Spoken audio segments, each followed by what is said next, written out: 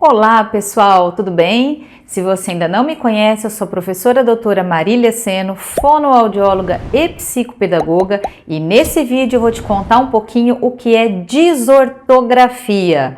Você tem filhos? Tem pacientes, alunos? Então vem comigo que eu vou te explicar esse assunto super importante para se entender e compreender as diferenças entre a dificuldade e os transtornos da aprendizagem. Foca na fono!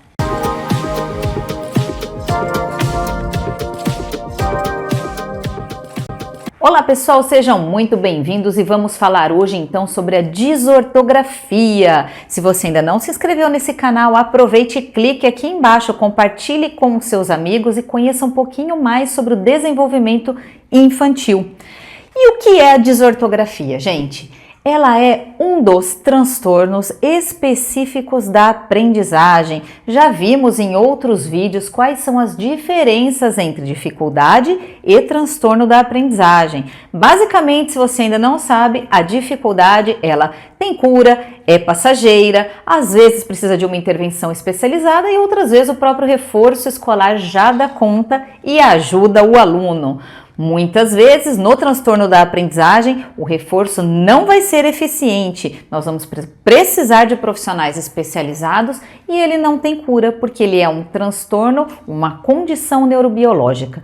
E a desortografia, ela se enquadra em um dos tipos dos transtornos específicos da aprendizagem, que se caracterizam pela dislexia, que é uma disfluência, um prejuízo na leitura, a descalculia, que é um prejuízo, uma dificuldade no cálculo matemático, e a desortografia, que é um comprometimento na escrita. Esse é um dos diagnósticos talvez mais difícil de se fazer dentro das barreiras da aprendizagem. Eu digo para vocês que em mais de 20 anos de atuação, eu consegui isolar e confirmar apenas 5 casos de desortografia que não estavam associados à dislexia ou à descalculia, ou algum déficit intelectual ou outra condição neurobiológica. Porque, pessoal, a desortografia ela tem algumas manifestações, algumas características que muitas vezes confunde o avaliador e ele pode achar que é uma falta de estimulação, uma dificuldade, um prejuízo na memória e que é por isso que a criança comete tantas alterações na hora de escrever. Mas que alterações são essas e como que eu faço um diagnóstico diferencial se é tudo tão complicado? Vamos lá, gente. Eu já escrevi aqui para facilitar um pouquinho para nós. E eu coloquei 6 sinais que a gente pode verificar em casos de ortografia, com certeza você já observou algum deles nas suas crianças, seus filhos, alunos ou pacientes.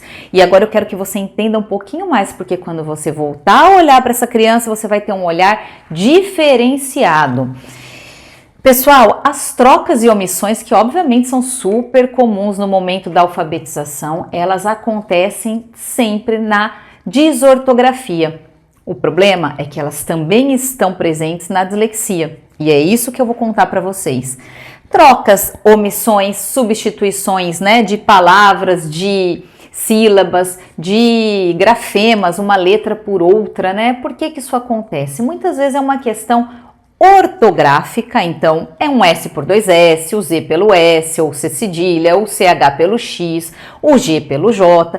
Quando isso acontece, somente com essa característica, a gente pode pensar ali em uma aquisição dessas letras nos locais corretos e que em questão de alguns meses a criança sendo trabalhada da forma correta, muitas vezes com intervenção sim, em contexto clínico individualizado, ela tende a desenvolver estratégias por mecanismos que o terapeuta utiliza, nesse caso específico de trocas por origem ortográfica, gente, nós precisamos fazer o quê? Fixação visual dessa palavra, estímulo visual. A criança só vai aprender e decorar, porque sim, é decorar, porque o sh, por exemplo, tem o mesmo som no CH e no X. Então, a criança só vai saber qual letrinha ela deve usar na hora de escrever, por exemplo, xícara, quando ela decorar, quando ela ler essa palavra várias vezes, quando ela escrever essa palavra várias vezes. E é por isso que muitas vezes eu digo para vocês a palavra exceção e vocês precisam pegar uma caneta e um papel e escrevê-la para ver como que combina melhor, até definir qual que é a forma correta de escrita, não é? Porque a gente tem memorizado no nosso cérebro a forma como se escreve essa palavra, as letras que eu utilizo para escrevê-la. Em algum lugar lá atrás, nós já vimos ela diversas vezes, que se nós repetirmos a sua escrita, o cérebro vai se familiarizar e falar, opa, é essa aqui. Não é isso que acontece? Então, pessoal, quando a criança faz trocas de origem ortográfica, e isso é comum acontecer até o quarto, quinto ano, diminuindo a frequência de ocorrência delas. É claro, né, pessoal? Eu encontro pessoas no sétimo, oitavo ou até adultos que ainda cometem essas trocas, mas isso tende a acontecer, na verdade, com palavras que ela tem pouca familiaridade, que ela viu poucas vezes. Então, ela não levanta uma hipótese de qual letra ela deve colocar e muitas vezes a gente chuta. Quando nós nunca ouvimos a palavra, não tem como eu saber se eu uso S ou Z, não é? Quando a gente lê bulas de remédio, aquele monte de medicações escrita ali, a gente não sabe, nunca viu aquilo na vida, né? Então, a gente não sabe a forma que a palavra é escrita e podemos cometer erros. Então, pessoal, é importante ver a frequência que isso está acontecendo para a gente entender se é esperado ou não para aquela idade, ano escolar e o contexto em que a criança está inserida, se é o ensino público ou privado, se ela tem mais acesso à leitura ou menos, ok? Vamos lá para a segunda característica, dificuldade com regras gramaticais. Por exemplo, o M e o N, antes do P e do B, é uma regra eu saber qual deles eu tenho que usar, né? Então, independente do som, ponte, fonte, pomba, o som vai ser o mesmo do M e do N em final de sílabas. Eu vou saber qual dessas letras eu utilizo, fixando a regra gramatical de que antes do P e o B eu uso o M, certo? Por exemplo, né? Hipersegmentação, então quando a criança vai escrever uma frase e utiliza palavras ou separando-as demais ou as aglutinando, essa é mais uma característica da desortografia. Prejuízo na pontuação e na acentuação. Misturar letra cursiva e de forma, porque muitas vezes ela não se recorda de qual letra ela deve usar ou como ela faz o que em letra cursiva, ela só se lembra na letra de forma, caixa alta, né? E o comprometimento na hora de usar parágrafos e de produzir textos. Pessoal, então essas são as principais características da desortografia. E como que eu digo que isso não pode ser uma dislexia? É preciso que o profissional seja especializado, pessoal. Não dá para eu avaliar e diagnosticar se eu não tiver uma experiência e tiver estudado muito aprofundadamente os transtornos específicos da aprendizagem. Infelizmente, não é isso que a gente vê. Quantas vezes eu recebo crianças que estão sendo tratadas há anos, meses por algum profissional como se ela tivesse uma dificuldade de aprendizagem e na verdade o que ela tem é um transtorno. A abordagem deveria ser completamente diferente. Então, nós precisamos tomar cuidado. Basicamente, vou dizer muito por cima para vocês, na dislexia eu vou ter uma disfluência na leitura. Então, eu também vou ter uma alteração na minha velocidade, na minha acurácia, no momento que eu vou fazer a leitura de um texto.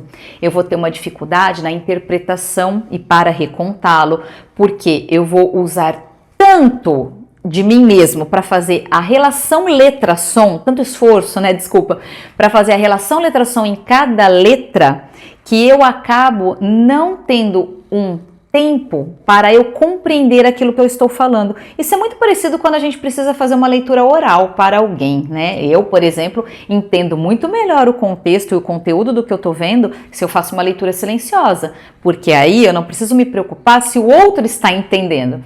Quando eu leio para o outro, eu estou mais preocupada em passar a mensagem corretamente do que em compreender o que eu estou dizendo. Isso provavelmente acontece com a maioria de vocês também.